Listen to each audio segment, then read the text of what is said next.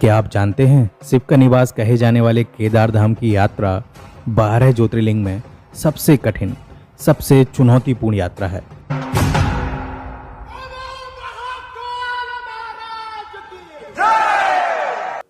तो 12 ज्योतिर्लिंग यात्रा के सफर में हम घर से निकले होते थे बाबा केदार के दर्शन के लिए, मगर महादेव की कृपा कुछ ऐसी हुई कि हम उत्तराखंड के 4 धाम की यात्रा पूरी करने में सफल रहे, और वो भी स्कूटी से। जी हाँ, हमने इस दोपहिया वाहन से ही उत्तराखंड के इन पहाड़ी और दुर्गम रास्तों को नाप दिया।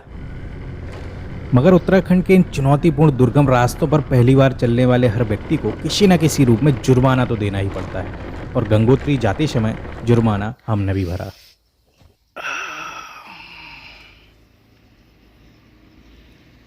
तो आप देख सकते हैं यहाँ पर चोट है और ओट के अंदर तरफ है, और यहाँ तो दांतों में दर्द हो रहा है।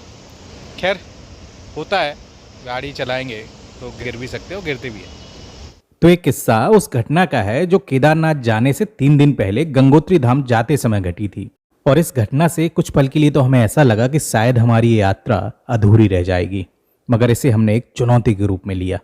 खैर कुछ भी हो, सफ़र जारी रहना चाहिए। तो चलो मिलते हैं रास्ते में। क्योंकि कहते हैं कि केदारनाथ वही जाते हैं जिन्हें महादेव बुलाते हैं, और महादेव उन्हीं को बुलाते हैं जिनके इरादे मजबूत हों। तो हमने अपने मजबूत इरादों के साथ अपने सफ़र को जारी रखा।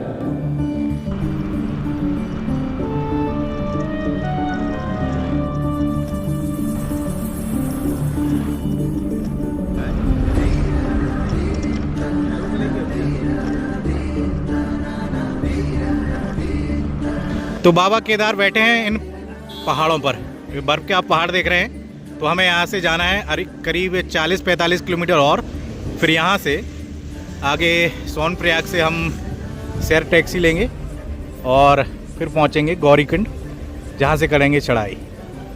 तो चलो अब थोड़ा सा और सफ़र बाकी है।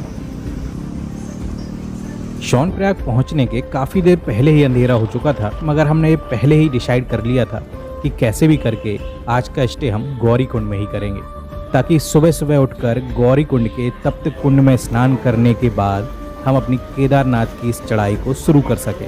अगर बात टेम्परेचर की जाए तो जहां संपूर्ण केदार घाटी में हड्डियां गला देने वाली सर्दी होती है, तो वहीं गौरीकुंड में स्थित इस तप्त कुंड के पानी का टेम्परेचर हमेशा ही 35 से 40 डिग्री के बीच रहता है। जी हाँ, यह प्रकृति का एक ऐसा रहस्य है जिसे आज तक वैज्ञानिक भी नहीं सुलझा पाए।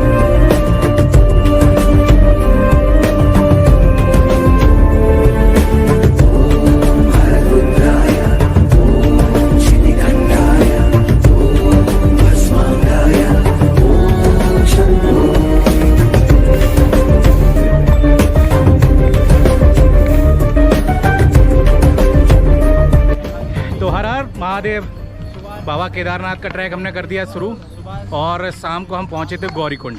लगभग 7 से 8 बजे हम गौरीकुंड में पहुंचकर हमने किया था स्टे, और अभी सुबह लगभग 7:30 या 8 बजे के बाद हमने ट्रैक शुरू किया, क्योंकि सुबह सुबह सबसे पहले गौरीकुंड के उस कुंड में स्नान करा, जिसमें एकदम गुनगुना गरम गरम पानी जो प्राकृतिक रूप से आता है। तो स्नान करने के बाद हमने अब कर दी है चढ़ाई शुरू। धूप भी निकल आई है, देखते हैं कितने बजे तक पहुंचते हैं। और क्योंकि हम आराम से चलेंगे, पूरा ट्रैक का मज़ा लेते हुए, इन प्राकृतिक नज़ारों के आनंद लेते हुए, और बाबा केदार बिल्कुल इन हमारे पीछे जो दिख रहे हैं पहाड़, बर्फ़ के इन पहाड़ों के आसपास कहीं विराजमान है। तो चलो चलते हैं फटाफट से।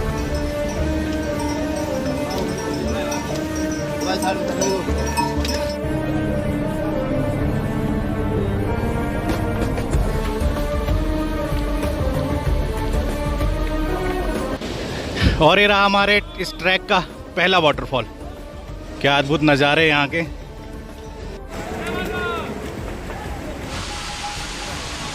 केदारनाथ की जय, बोलो बोलो बाबा केदारनाथ की जय, बोलो बोलो बाबा केदारनाथ की जय। हर हर महादेव, हर हर महादेव।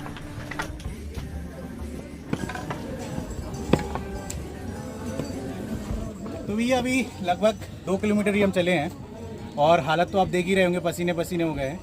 कोई दिक्कत नहीं, महादेव की कृपा से अभी काफ़ी एनर्जी बाकी है।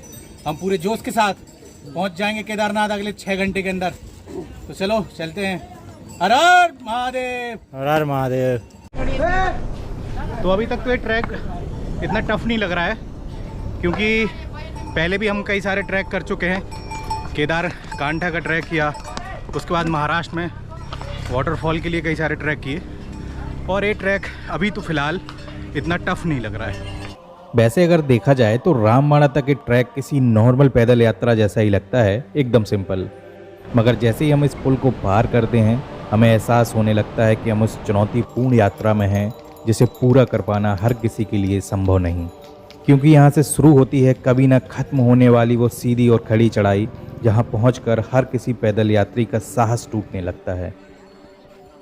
मगर बाबा केदार के दर्शन की अभिलाषा हमें आगे चलने के लिए प्रेरित करती है, और छोटे छोटे कदमों से ही सही हम लगातार चलते जाते हैं, और रात होते होते इस यात्रा को पूरा करके हम पहुंच जाते हैं केदारनाथ।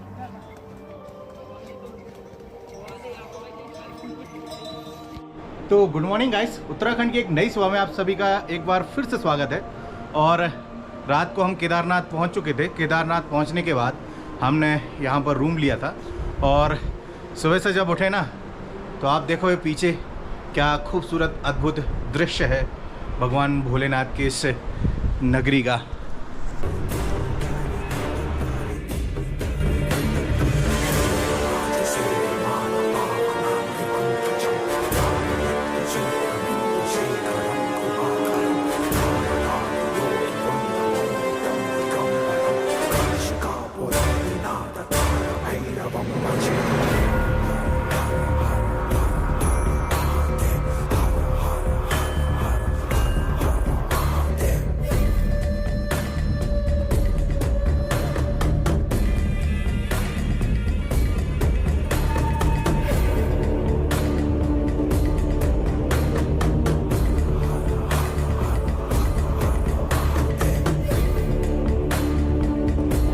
बाबा केदार के दर्शन के साथ हमारी 12 ज्योतिर्लिंग यात्रा के 7वें ज्योतिर्लिंग के दर्शन भी पूरे हो चुके हैं। तो दोस्तों मिलते हैं जल्द ही, तो तब तक के लिए नमस्कार।